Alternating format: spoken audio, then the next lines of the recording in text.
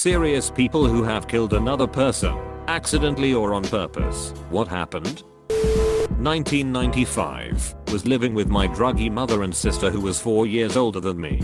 My mom worked at a bar, and as a 7-year-old kid lived half my time in that bar. We did have a house that more of a shed on lot that was converted into a house. Well, my mom got close with one of the patrons who also drank a lot and did drugs.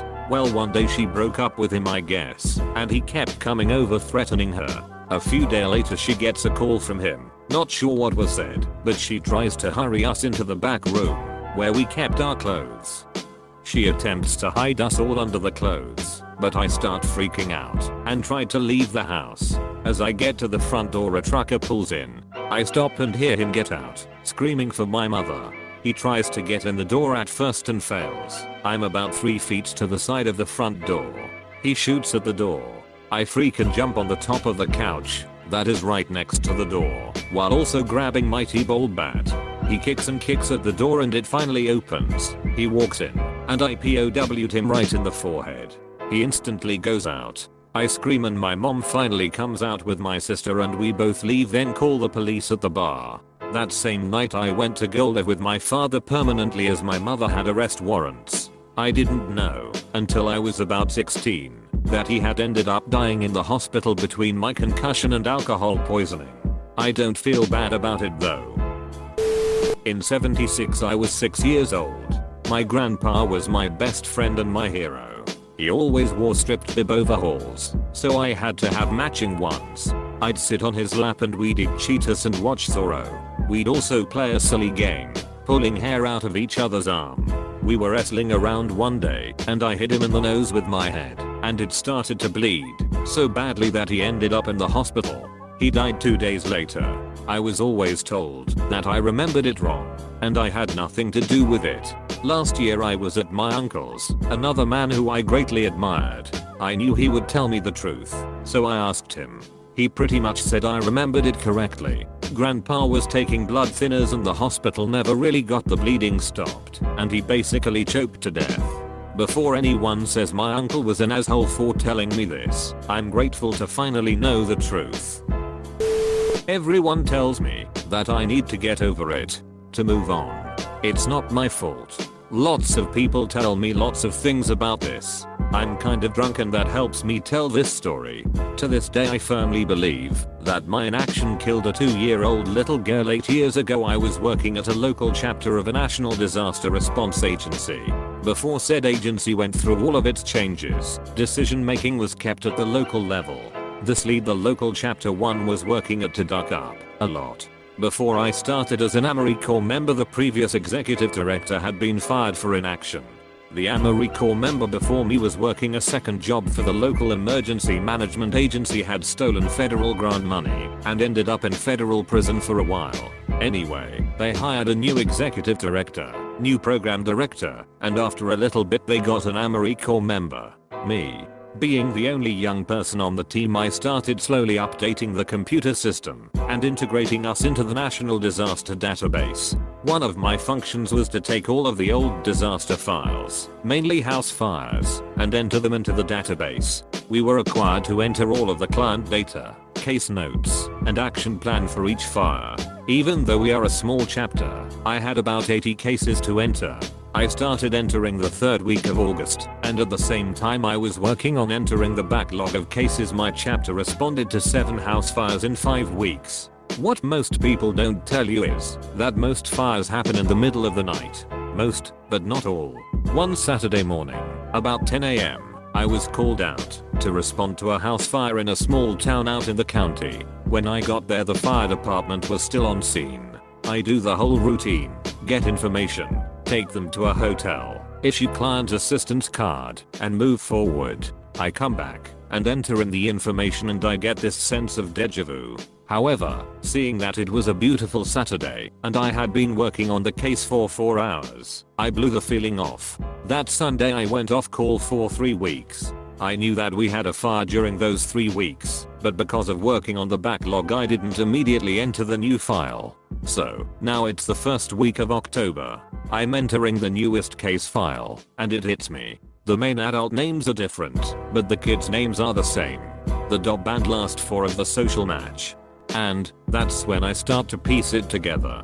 In 2 years this extended family has had 5 fires in 4 different jurisdictions. Being rural, we have 1 professional fire service in our biggest town and everyone else around us being volunteers. This often leads to my deck is bigger syndrome and information sharing doesn't happen, so I take this information to my boss. I'll line out the following case. Without going too much into the details, mom and dad are not together in this picture. Fire 1. At mom's house 2 years ago. Jurisdiction 1. Fire 2. At dad's apartment 18 months ago. Jurisdiction 2. Fire 3.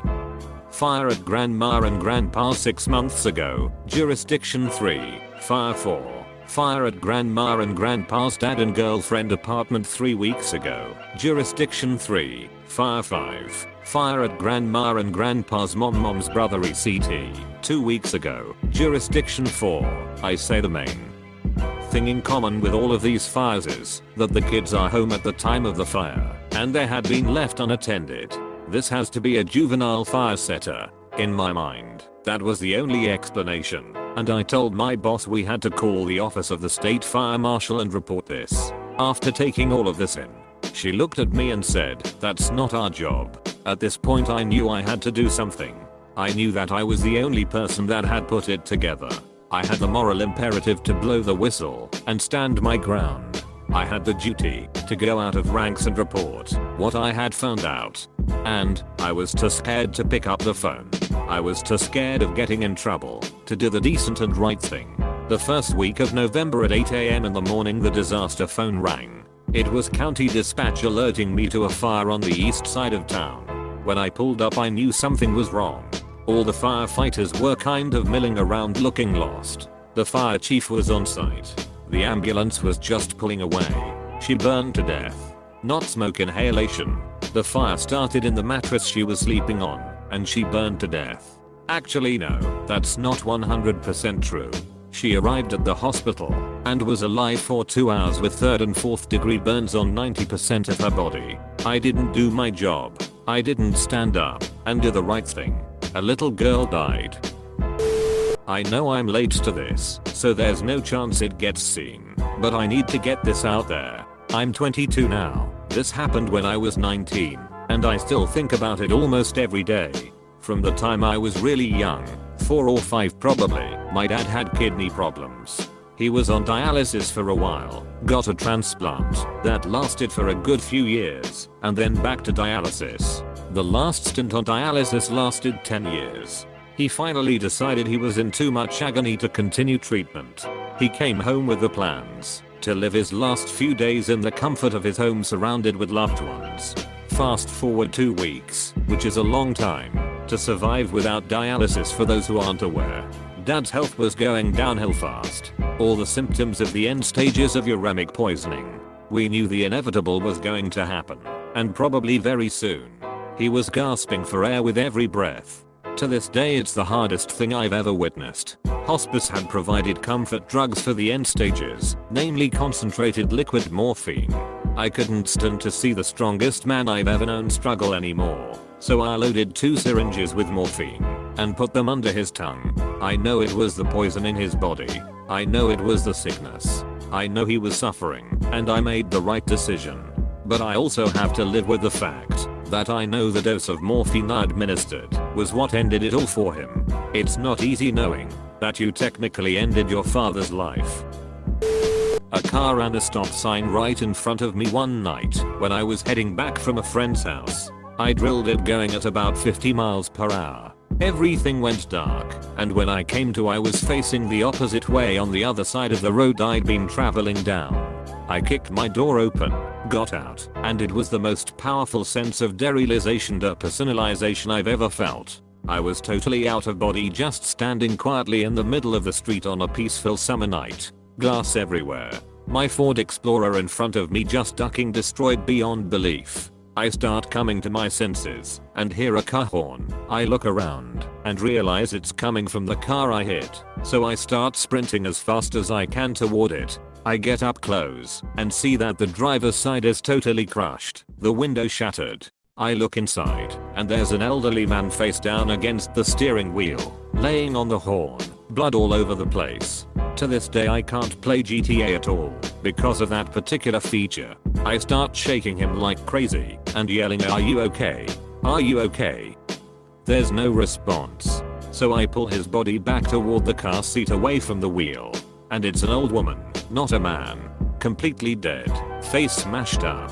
Someone's mother and grandmother just lifeless and maimed sitting right in front of me. Most terrible image. Just totally terrifying and numbing to see something like that. I stumble down the street and up toward the closest house and knock on the door.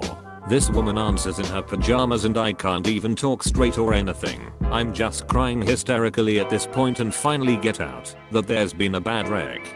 By this time people are pulling over and pouring into the street. I remember the emergency responders having to use the jaws of life to get her body out of the car. And then my mom showing up and seeing my car and holding her hands on her head and yelling "Oh my god" over and over as though she couldn't even grasp what had happened at all. As far as aftermath, I think about it maybe once every 3 to 4 months now. I have a ton of repressed memories from childhood and that's another one that is buried pretty deep. I don't feel a sense of guilt per se as I was obeying the speed limit and did everything I could, but I still tear up now and then thinking about some kid losing his or her grandmother that way, or someone losing their mother like that, or an old man losing his wife and best friend in such a horrible manner that late in life. I just hope she immediately passed away on impact and didn't feel any pain, didn't suffer at all.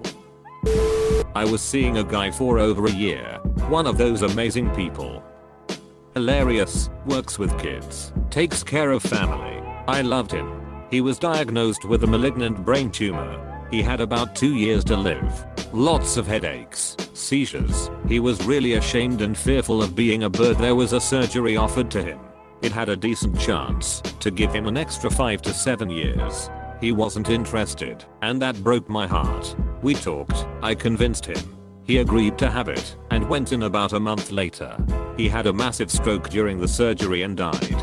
He had a DNR that I didn't know about. They had to let him go. His mom vomited when she found out. I'll never be able to face his family. It's taken me years to talk about it, but I think about him every day. I'll never forgive myself for being that selfish. I was driving on a small treacherous mountain road and my brakes went out. My friend talked me through it and I was able to stop my truck by easing into the mountainside at 55 miles per hour. The truck flipped and rolled and landed on the edge of a cliff. My friend's head was crushed during the roll. He tried to breathe, but his neck was broken. He died as I was trying to talk to him. As somebody who has broken their neck and was a quadriplegic, having friends by my side when it occurred, when I readily expected to die at any moment, was the most wonderful and peaceful thing during a traumatic time. Please take comfort in knowing you got to be there for him and he was cared for. That is all that mattered to me in those moments. One night I was having a party in my house, which was still half being built. Myself and a couple of my friends were having a few drinks and a couple of joints and just relaxing and having a good time. The top floor of my house had not been built yet. Actually, we had just built up a staircase to the top, and there was only a very small platform extending out from the staircase. My best friend had been helping me with all of the building and knew my house as well as I did. He later told me that we went up the stairs to take a leak off over the edge because he wanted to look at the moon and the stars. He fell. There really was nothing to stand on out there, so he stepped into darkness. My best friend survived, but he broke his back and became a paraplegic. I cried for days, but when I saw him in hospital I put on my bravest face and made lists of things that we could still do together again. He had a wife and 2 children, and for a time he stayed around and was released from hospital. I carried him on my back everywhere for months, and I felt so guilty for what had happened. One night he got sick and went back to hospital to get some tests done. I learned many years later that he got all of his other friends to conspire against me. They brought him enough drugs to the hospital for him to kill himself and no one told me because they knew that I'd try to stop him. He committed suicide by overdose in the hospital and died peacefully, leaving behind his wife and 2 children. Oh note. I guess he thought we'd all understand. I have a photo of him in his hospital bed just 2 days before his suicide. This big beautiful lying smile on his face trying to look happy. But now I know that inside he was already dead. I still haven't fully forgiven myself. I could have boarded up the doorway that lead to the top floor of my house. Now that the top floor room and balcony is finished, I still get a small chill when I walk through that doorway. I'll always miss my best friend, and I'm thankful that his son and I have such a good relationship and he doesn't blame me for what happened. Please scan your surroundings and take care of your friends, especially when you have been drinking. At the time I was a single mother. A man broke into my house in the middle of the night. I shot him on my tile entry, hit him in the eye, died on contact, bled out all over my floor. 2 years old, didn't even wake up. He had a full abduction kit in his trunk, had 2 guns and a machete on him. DA declined to press charges, and the state cleared me of any wrongdoing. I refuse the TV circuit, talking about it. Honestly, I would like it if my son did not learn about it until he was at least a teen. All I know, middle of the night and someone broke in. In Texas, he played a game he wasn't going to win.